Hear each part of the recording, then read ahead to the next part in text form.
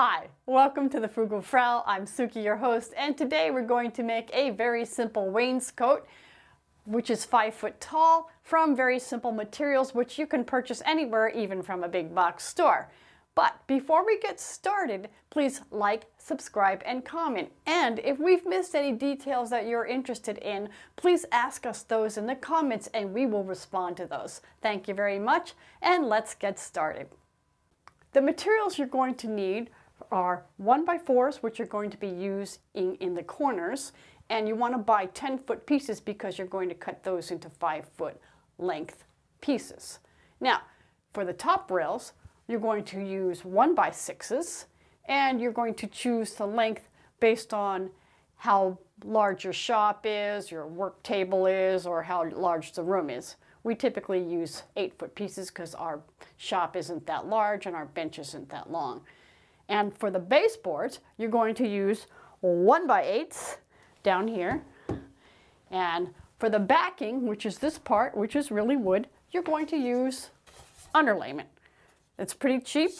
And what you want to do is you want to have that cut into 4-foot by 4-foot pieces. So if you don't have a panel saw at home, or you want to take advantage of the free cutting at the big box store, just have them cut your 8-foot by 4-foot sheets into 2 4-foot by 4-foot sheets. Then what you need to do for the bats is get some 2x, like this. Get the clearest that you can get, because that will just make your life easier. Then you're going to cut them down into strips so that you have multiple 2x's, and these are approximately 11/16 of an inch thick, because as you know, a 2x really isn't 2 inches. So that's what you're going to need in terms of wood. And then if you do a bullnose at the top, we typically use 1.5 or 1.25 inch stock, and then we make a bullnose trim, and we will put a link to that video of how we do it in the description in the video here. Now, the other tools you're going to need are, you're going to need a simple skill saw like this, and a router plane. This is one of our router planes. We have another one, and that's all you're going to need for that. Or you could use a router if you have a router. So there you go. That's all you need. So there you go. And I made this illustration, which details the exact terminology for our basic budget wainscot. We did not show this step, but you will need to cut rabbets into the back sides of all the stiles, top rails, and bottom rails. You will only need to cut these along the inside edges where the 1/4 inch underlayment panels will be inserted. It is not necessary to cut rabbets into the bats, since the panels are always behind the bats. Cut the rabbets 1/4 inch deep and at least 1/4 inch wide.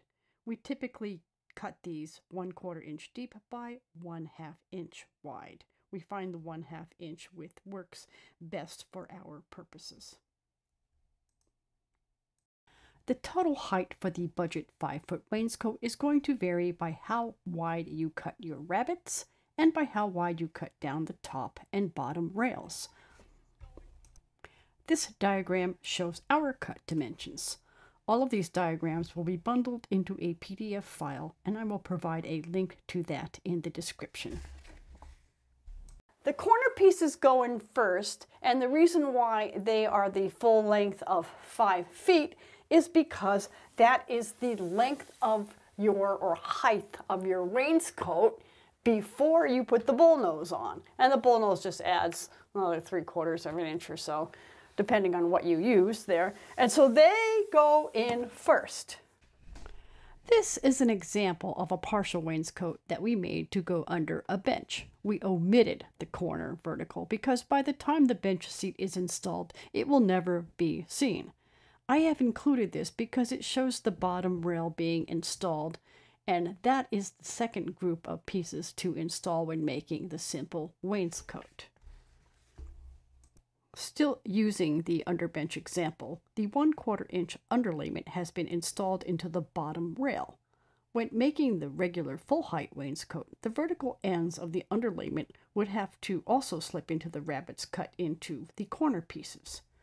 When we install the paneling like this, or the 1/4 inch underlayment, we glue it, and we also just nail it with little pin nails into the studs. Note, we also screwed the bottom rail into the wall studs. These, of course, were drilled with a countersink bit and will be plugged later. This ensures a very stable and robust bottom rail. Next, install the top rail. We countersunk and screwed the top rail into the studs. The countersink holes will be plugged and then painted to match. We chose a red antique finish, which we will replicate above when we make the raised panels that we are installing above the bench. In this picture, Tom is simply scribing the bats in order to cut them to fit, and I will demonstrate a better method for the more visible areas in the next video segment. The 2 panels were cut so that the centers matched up at the center of the room. The bats are then installed equidistant from the bat placed over that center seam. We usually space them approximately 12 inches on center.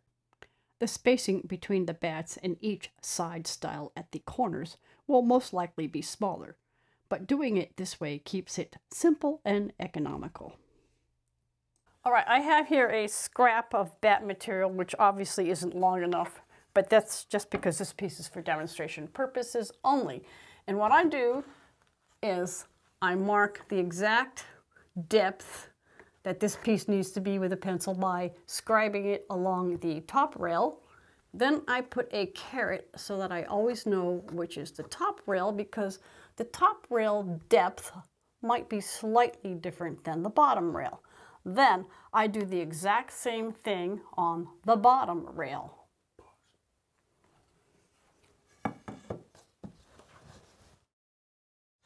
And I just take my pencil, mark it along the bottom, and then I know that's the bottom because the top has been marked with a caret.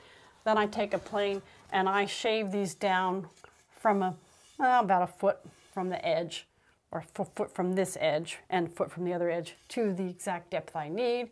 And that way it gets nice and flat. Here I am planing the end of the bat down to the line I scribed from the top rail. This piece has a knot at the end, and so I'm going to have to get my chisel out and cut down using my chisel close to that line. Then I will smooth it off when I'm close to the line. So here I am just starting to chisel that out, and I will get a little more aggressive as time goes on to get this thing out. It's just much easier to take it out with the chisel than with the plane. There, I'm almost done. I can just about pick up my plane and smooth off that end.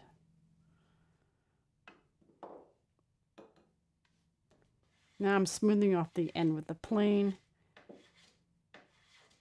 And I had to do the same on the other end, and then once both ends are close, I go along the whole length and just smooth the bat down so that it has a pretty consistent depth along its whole length, and I know that the top and the bottom match. Now, you might note that I did mark an arrow at the top on the surface, but I also marked it on the edge, and I neglected to say that earlier. But I did do that because I knew I would plane it off.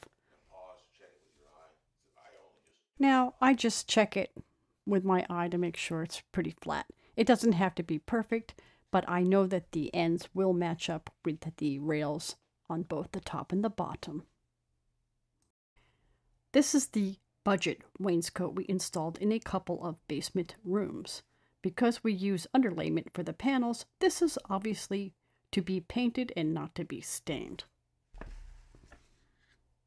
This is paneling we made for our bathroom. It is made in the same way. Of course, we omitted the bullnose on the rail at the 5-foot mark and instead made full height paneling. Here is another view showing how we installed this around the window in the same bathroom. And here is the completed or nearly complete under bench paneling. I have filled the holes for the screws with plugs, but I have not shaved them off yet. I never took a picture of it before we put the bench top on,